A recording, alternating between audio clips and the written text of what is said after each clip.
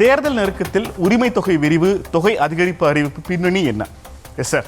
இப்போ முதலமைச்சர் மு க ஸ்டாலின் நேற்று அந்த திட்டத்தை வந்து விரிவாக்கம் பண்ணியிருக்காங்க. மேலும் ஒரு 16 லட்சம் பேர் அளவிற்கு விரிவாக்கம் பண்ணியிருக்கிறாங்க.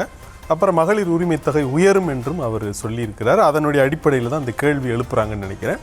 ஆனால் இந்த கேள்வியே வந்து பொருத்தமானதான்னு எனக்கு தெரியல. தேர்தல் நெருக்கத்தில் அப்படின்னு நம்ம சொல்லும் பொழுது இந்த திட்டம் என்ன நேற்று முந்தா நாளாக செயல்படுத்துனாங்க? அப்படி இல்லைல்ல, அது செயல்படுத்தப்பட்ட காலமாகிறது. அப்போ அதனுடைய அடுத்த கட்டமாக அதை விரிவாக்கம் செய்கிறாங்க. அப்புறம் தேர்தல் நெருக்கத்தில் ஏன் நீங்கள் விரிவாக்கத்தை டிசம்பர்லேயே தான் பண்ணணுமா? இல்லை, இப்போ நீங்கள் டிசம்பரில் பண்ணக்கூடாது அப்படின்னு நம்ம சொல்கிறதுக்கான காரணங்கள் ஏதாவது வேணும்ல. ஏன்னா இப்போ தேர்தல் நடத்தை விதிமுறைகள் அறிவிச்சிடுறாங்க. அறிவித்ததன் பிறகு இது போன்ற திட்டங்களை செயல்படுத்துவது கூடாது அப்படின்னு சொன்னால் அதில் ஒரு பொருள் இருக்குது. அப்படி தான் நமக்கு விதிகள் இருக்குது.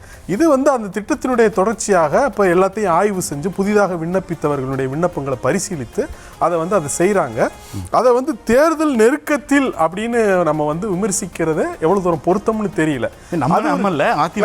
எதிர்கட்சிகளுடைய குரல், அப்போ அந்த எதிர்கட்சிகளுடைய குரல் என்ன சொல்லுது அப்படின்னு பார்த்தீங்கன்னா, இந்த விரிவாக்கம் என்பது திமுகவுக்கு தேர்தலில் கை கொடுக்கும் என்று அவங்க உறுதியா நம்புறத பார்த்தாலே விடுச்சிடலாம். அதுல இருந்து தான் இந்த விமர்சனத்தை முன்வைக்கிறாங்க. உதயநிதி ஸ்டாலின் பத்தி பேசியிருக்காரு. உதயநிதியோட வீடியோ ப்ளீஸ். குடும்ப தலைவர்களுடைய உழைப்பை இந்திய வரலாற்றிலேயே முதலாக அங்கீகரிச்ச அரசு நம்முடைய திராவிட மாடல் அரசு.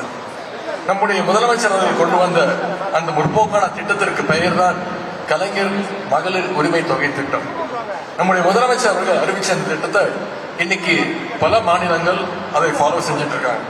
ஆனா அந்த மாநிலங்கள் எல்லாம் இதை உரிமை தொகைன்னு சொல்லல. தமிழ்நாடு மட்டும்தான் உதவி தொகையை பார்க்காம, சலுகை தொகையை பார்க்காம பெண்களுடைய உரிமையாக இந்த திட்டத்தை பார்த்துச்சு.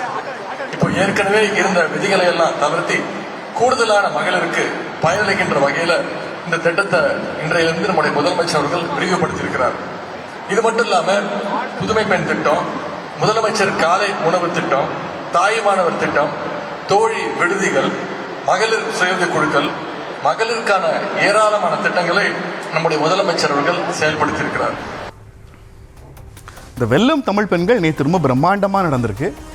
தமிழக அரசினுடைய சமூக நல திட்டங்களில் பயனடைந்த ஒவ்வொருவருடைய கதையும் வந்து அவ்வளவு ஆச்சரியமாகவும் ரொம்ப பரவசமாகவும் இருந்தது. முதலமைச்சர் மு க ஸ்டாலினோட வீடியோ ப்ளீஸ்.